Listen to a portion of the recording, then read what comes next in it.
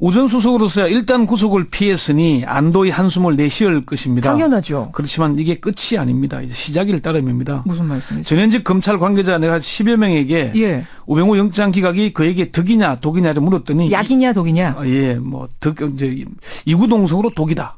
한 중견 법조인은 1차 구속영장대로라면 무죄의 가능성이 절반, 집행유예 절반으로 봤다. 무죄를 다툴 수 있었다는 얘기죠. 예. 두 번째는 우전 수석에 대한 수사가 점점 고강도로 진행될 수밖에 없기 때문입니다. Y뉴스에서 뭘 가지고 오셨어요? 우병우 전 민정수석과 관련된 얘기입니다. 우전 수석에 대한 구속영장이 기각됐죠. 됐습니다. 여론은 들끓고 있고요. 예. 특검의 수사기관을 연장해서 반드시 구속시켜야 한다는 목소리가 높아지고 있습니다. 예. 그런데 구속영장 기각은 우병우에게 덕이 아니라 독이라는 분석이 더 많습니다. 구속되지 않으려고 전관 변호사들을 선임해서 애를 썼지만 오히려 상황을 더 악화시켰다는 게 전문가들 분석입니다. 아니 무슨 말씀이세요? 우병우 전 수석 구속영장이 기각됐는데 네. 그게 우병우 수석한테 좋은 거지. 어떻게 독입니까? 우전 수석으로서야 일단 구속을 피했으니 안도의 한숨을 내쉬을 것입니다. 당연하죠. 그렇지만 이게 끝이 아닙니다. 이제 시작일 따름입니다. 무슨 말씀이세요? 전현직 검찰 관계자 내가 10여 명에게 예. 우병우 영장 기각이 그에게 덕이냐 독이냐를 물었더니 약이냐 독이냐? 이제 이구동성으로 독이다. 이구동성으로요? 예. 이대로 끝날 일이 아니기 때문이라는 게 일치된 답변이었습니다. 이거는 이유가 굉장히 궁금하네요. 왜 독일까요? 왜 독일까 우선 첫 번째는 우전 수석에 대한 분노의 여론이 들끓고 있죠. 그렇죠. 우전 수석이 구속됐더라면은 여론의 관심은 급속히 떨어질 겁니다. 아하. 김기춘 전 비서실장 보면 알잖아요. 조윤선 장관 봐도 그렇고요. 또 구속영장을 기각하면서 소명 부족이라고 표현할 정도로 수사가 좀 부실한 점이 있습니다. 한 중견 법조인은 1차 구속영장대로라면 무죄의 가능성이 절반, 집행유예 절반으로 봤다.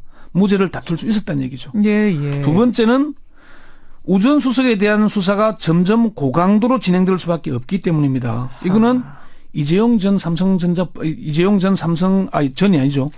부회장 저는 아닙니다. 보면 알죠. 1차 구속영장에서 구속됐더라면 무죄를 다퉈볼 만하다는 여론이 많았는데 2차 구속영장에는 새로운 증거도 나오고 법리적으로 탄탄해졌거든요. 이때 독이 됐다는 얘기가 많이 나왔습니다. 그렇군요. 세 번째는 책임을 져야 할 민정수석이 모든 책임을 대통령에게 돌림으로써 구속은 피했지만 이제 우병우는 살아도 산 목숨이 아니다. 이런 얘기가 나오죠. 이미 모든 것을 사회적으로는 잃었다. 예, 그렇습니다. 근데 맞아요. 이재용 부회장 경우에는 고강도 수사를 한 26일 더 해서 결국 재구속이 됐습니다만 이 경우는 다르잖아요. 특검 기간이 연장 안 되면 이제 한 5일 후면은 끝나는 거 아닙니까? 고강도 수사를 언제 해서 언제 구속영장을 다시 신청합니까? 특검에서의 수사는 끝났다고 봐야 합니다. 우병우 전 수석에 대해서는. 그렇죠. 그렇지만 특검의 수사가 끝난다고 우 전 수석의 혐의가 사라지는 건 아니잖아요. 그렇죠. 검찰로 우 전 수석 사건이 이첩될 겁니다. 검찰로 다시 이첩이 된들 검찰이 특검보다 더 세게 조사할까요? 제대로 할 수밖에 없을 겁니다. 어쩌면은 검찰의 마지막 기회를 주는 것인데 이 기회마저 놓친다면은 검찰은 국민적 신뢰를 회복할 수 없을 것이고 수사권을 경찰에 넘기게 될 것이고 공수처도 설립될 것이고 모든 걸 다 잃게 될 겁니다. 우리 식구 봐줬다라는 그러니까 당신들 식구 봐줬구나라는 국민적인 눈총이 있다는 걸 의식한다는 거군요. 그러니까 지금 특검의 수사 성과는 검찰이 얼마나 무능했는지 제대로 수사를 안 했는지를 보여주는 거잖아요. 그렇죠. 그러면 이제 우병우 전 수석 사건이 검찰로 이첩되면은 어쩌면 검찰에게는 마지막 기회가 주어지는 겁니다. 한 중견 법조인은 검찰에 우병우 비슷한 검사들이 많다 이렇게 얘기를 했습니다. 우병우 비슷한 검사들이 많다? 이 얘기는 기회가 주어진다면은 먼지 털듯이 탈탈 털 수 있는 검사들이 많이 있다는 얘기입니다. 그리고 검찰의 속성은 권력의 추에 따라 신속하게 이동합니다. 너무나 잘 알고 있는 일들입니다. 그러니까 우병우 전 수석이 어떻게 법망을 빠져나갔는지를 보면 알 수 있는데 어떻게요? 윤갑근 특별수사팀장이 4개월 동안 수사를 한다면서 사실상 방치하고 증거인멸하도록 방조했죠. 그러니까 이번 특검 오기 전에 검찰에서 수사할 때 그때 말씀하시는 거죠? 이때는 우 전 수석이 민정수석으로서 엄청난 권력을 휘두를 때 아니겠습니까? 그렇죠. 누가 감히 고양이 목에 방울을 달 수 있었겠습니까? 근데 윤갑근 특별수사팀장은 그런데 이석수 특별감찰관에 대해서는 수사 착수 즉시 휴대전화를 집 앞에서 압수했죠. 그랬었죠.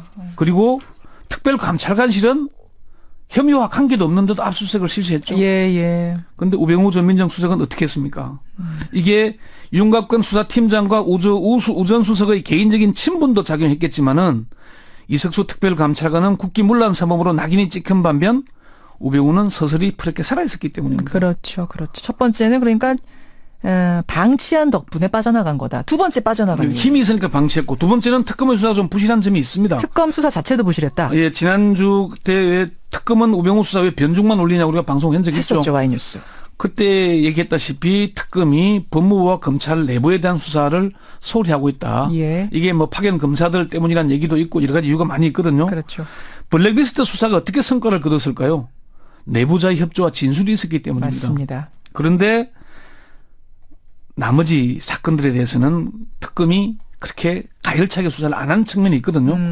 당장 롯데그룹 압수수색 정보 유출 사건만 해도 이 수사를 하려면은 정보가 법무부의 누가 청와대 누구에게 보고했는지부터 수사에 들어가야 되거든요. 그렇죠. 이런 수사가 전혀 안 이루어졌습니다. 현직 검사에 대한 수사가 없었어요. 빠져나갈 수밖에 없었다. 법망을.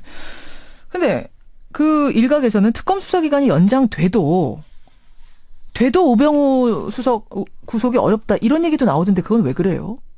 이게 현 특검법으로는 우전 수석을 수사하는데 한계가 너무나 명백하기 때문입니다. 그렇습니까? 제가 법 조문을 일일이 설명하기 그런데 예를 들자면 이런 겁니다. 우병우 전 민정비서관 시절 세월호 참사 원인을 수사하던 광주지검 검사들이 해경 압수수색에 나섰잖아요. 예. 그런데 부장검사에게 전화를 걸어서 메인섭 압수수색을 못하도록 막았죠. 그랬죠. 이건 명백한 직권 남용 권리 행사 방해입니다. 명백하죠. 그런데 특검은 전화를 받은 부장검사를 수사하지 않았습니다. 아니 조사하지 못했다고 표현한 게 맞을 겁니다. 왜냐? 수사 대상이 아니기 때문입니다. 그러네요. 특검법에 1호에서 8호에 이를 수사할 수 있는 근거가 있어야 되는데 근거가 없습니다. 이용복 특검보가 김기춘 전 비서실장을 구속한 뒤에 우병우 수사에 본격 착수할 즈음에 특검법 좀 바꿔달라고 호소를 한 적이 있습니다. 그게 뭐냐? 이게 특검법 2조 우병우 대상인 9호를 보면은 1호부터 8호까지의 사건과 관련하여라는 말이 있습니다. 그러니까 너무 대상을 좁게 해버린 거죠. 한계를 지워버리니까 특검이 더 하고 싶어도 못한다. 1호부터 8호까지의 세월호 참사 수사가 없습니다. 예. 15호에는 수사 과정에서 인지된 관련 사건으로 규정이 되어 있습니다. 그렇군요. 특검이 우전 수석을 수사하다 개인 비리를 적발하더라도 못해요. 관련 사건이 아니니까 수사를 못하게 되는 겁니다. 상황. 따라서 특검의 수사 기간이 연장되더라도 우병우 전 수석은 구속하기가 쉽지 않다. 결국 우병우 전 수석은 검찰로 넘어가서 어떤 수사에 제한 없이 수사를 할 때, 검찰이 정말 성역 없이 제대로 한다고 전제할 때 구속될 것이다. 검찰은 안 할 수 없게 돼 있습니다. 안 할 수 없는 상황이다. 이거 정말 몰랐던 부분인데 또 이러네요. 그래서 오늘의 주제, 우병우 전 수석의 구속영장 기각이 왜 우병우 수석에게 독이 됐는가? 결론이 나옵니다. 이게 검찰의 우병우 스타일이라는 말이 있어요. 우병우 전 민정수석이 검사로 재직할 때 수사 방식 때문에 그런 말이 있는 겁니다. 어떻게 했어요? 우 전 수석의 스타일이 가장 잘 드러나는 사건이 서울중앙지검 검조부장 시절 교직원 공제 이사장 사건입니다. 예. 구속영장이 2번이나 기각됐는데 먼지 털듯이 지독하게 주변을 탈탈 털어서 결국 배임 수재로 구속시켰습니다. 2번이나 영장이 기각됐는데 세 번째 얼마나 털었으면. 그리고 우리가 대검 중수부 과장 시절 노무현 전 대통령 사건도 그렇죠. 태광실업 박연차 회장에 대한 수사 방식이 먼지털이 방식 아니었습니까? 그렇죠. 결국 노 전 대통령을 죽음으로 몰았죠. 예. 이제 우 전 수석이 칼잡이의 입장이 아니고 칼날을 받는 입장이 된 겁니다. 그렇죠. 검찰은 조직의 명운을 걸고 우 전 수석을 수사해야 됩니다. 그런데 우 전 수석이 매를 일단 피했습니다. 그러면 우 전 수석에 대한 혐의는 차고 넘칩니다.